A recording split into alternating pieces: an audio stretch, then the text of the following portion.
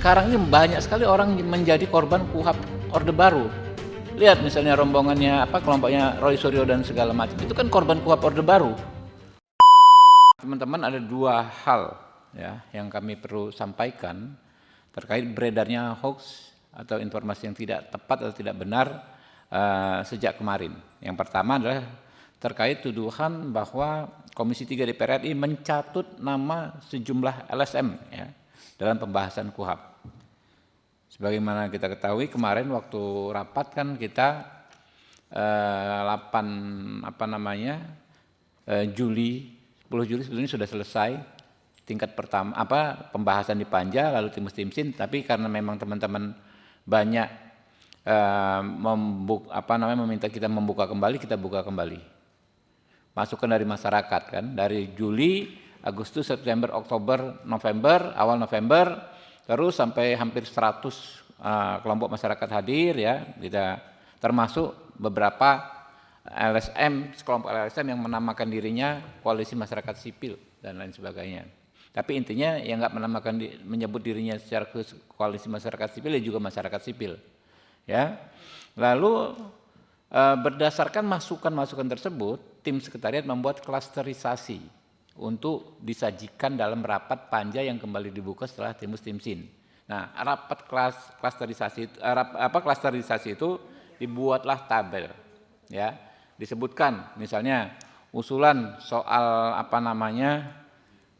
penghapusan larangan peliputan. Usulannya dari mana? Dari Aliansi Jurnalis Independen. Responnya seperti apa? Lalu usulan soal hak-hak disabilitas, ya, orang-orang disabilitas, mulai dari prasarananya, lalu bahwa kesaksian disabilitas, ya, yang memiliki karakteristik khusus, ya. Itu masukan dari beberapa LSM, ya, termasuk dari Mbak Yeni Rosadamayanti. Kita bikin tabel yang di kiri, pengusulnya di kiri, di tabel kiri, di kolom yang paling kiri, lalu substansinya apa, lalu rumusannya. Memang pada akhirnya tidak semua redaksi ya yang diusulkan itu diakomodir 100%. Ya, 100%. Terakhir misalnya usulan dari Maidina, siapa nama lengkapnya ini? Ada teman dari ICJR ya.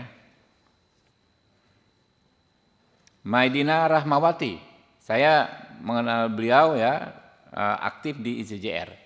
Sampai akhir-akhir pengesahan, beliau meminta memberikan aspirasi soal perluasan objek pra peradilan, termasuk diantaranya soal penelantaran laporan atau undue delay, lalu soal penangguhan penahanan. Ya, dari beberapa poin, dua itu kita akomodir, kita masukkan di pasal-pasal terkait objek pra peradilan. Begitu juga masukan dari Universitas Indonesia yang disampaikan oleh sahabat saya, rekan Taufik Basari, ya. Beliau mengajar di Universitas Indonesia, kirim surat yang ada pakai kop UI, diantaranya soal larangan terjadinya penyiksaan dan intimidasi dalam dalam pemeriksaan. Itu kita masukkan, ya. Tapi prinsipnya ya 100% lah ya, mungkin 99,9% KUHP baru ini merupakan masukan dari masyarakat sipil, ya. Terutama dalam penguatan peran advokat dan hak tersangka sebagai mekanisme untuk mengontrol agar aparat penegak hukum tidak melakukan kesewenang-wenangan. Ya. Jadi itu yang soal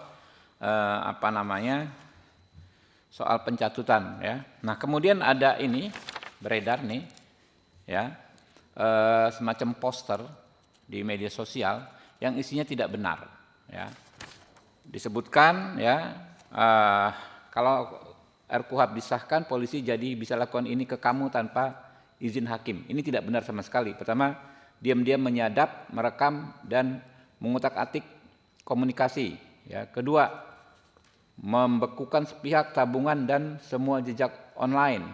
Tiga, mengambil HP, laptop, dan data ya tanpa izin hakim. Ya. Keempat, menangkap melarang meninggalkan tempat, menggeledah, bahkan melakukan penahanan tanpa konfirmasi tindak pidana. Ini hoax, benar hoax ya. Yang benar adalah ini kami bikin klarifikasinya, kami sebarkan juga ke teman-teman nanti ya, yang versi WA-nya ya. Bahwa yang pertama ya, menurut pasal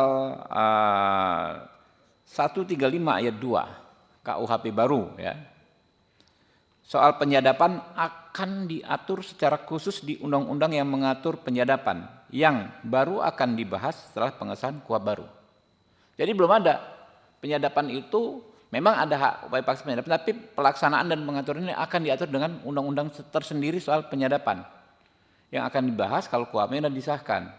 Nah, tapi secara umum ya, saya komunikasi lintas fraksi di Komisi 3, ada Pak Nabil ya, fraksi Nasdem, Pak Bimantoro fraksi Partai Gerindra ya. Semua fraksi menyadari bahwa penyadapan itu harus diatur secara hati-hati dan harus dilakukan dengan izin pengadilan. Jadi undang-undangnya belum ada tapi sikap politiknya sudah ada ya soal penyadapan.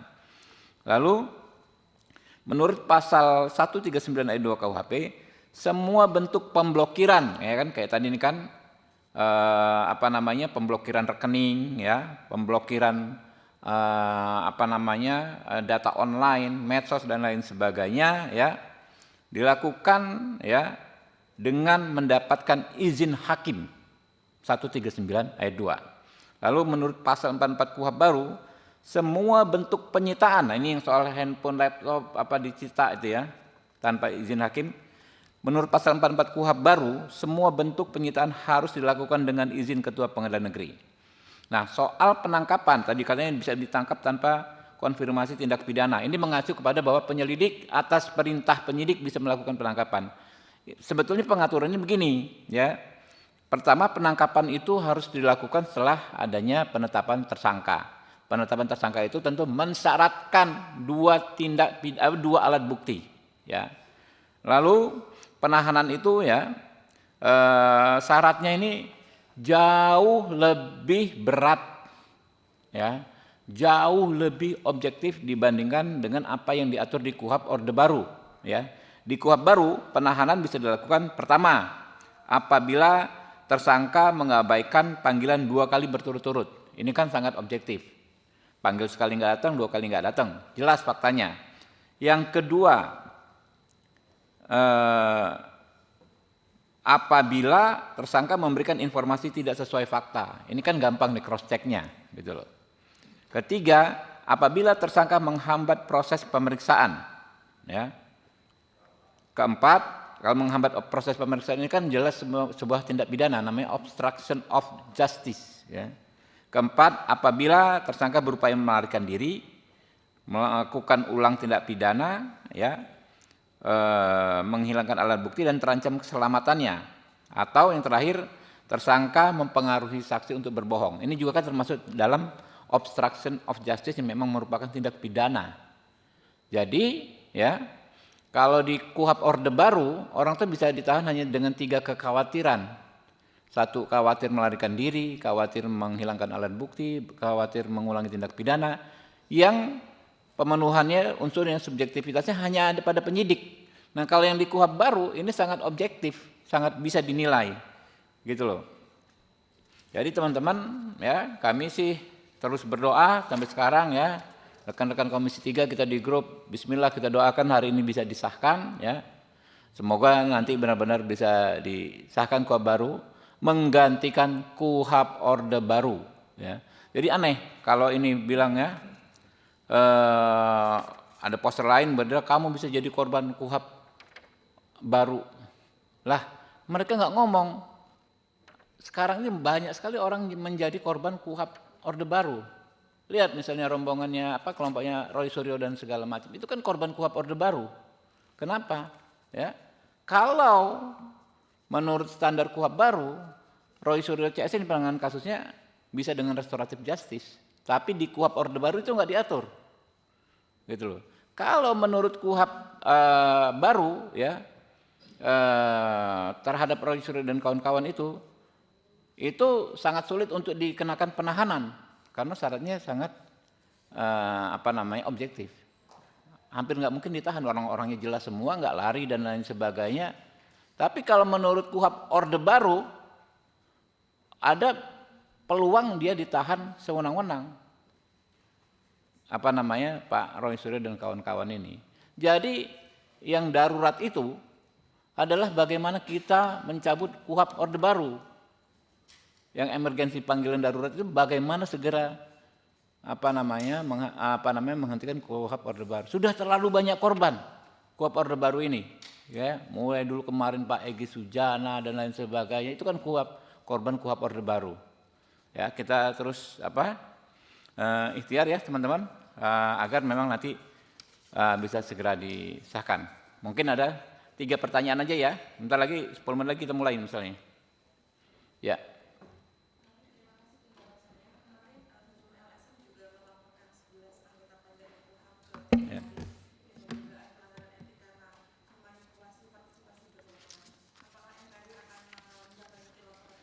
Anda nggak datang pertama ya? Baru datang atau enggak? Saya ngomong sejak awal tadi. Ya, yang tidak ada pencatutan udah saya sampaikan. Ya, itu aja jawabannya. Oh enggak, kalau saya ya itu laporannya mengada-ngada ya. Orang jelas kok enggak ada pencatutan, apanya memanipulasinya. Kami justru mengakomodir aspirasi mereka dan 100%, ya 99% mungkin isi KUHP baru ini adalah aspirasi dari masyarakat sipil. Ya. Oke? 2 lagi, kalau enggak ada oke ya. Nanti cukup ya. Terima kasih. Billahi taufiq wal hidayah. Wassalamualaikum warahmatullahi wabarakatuh.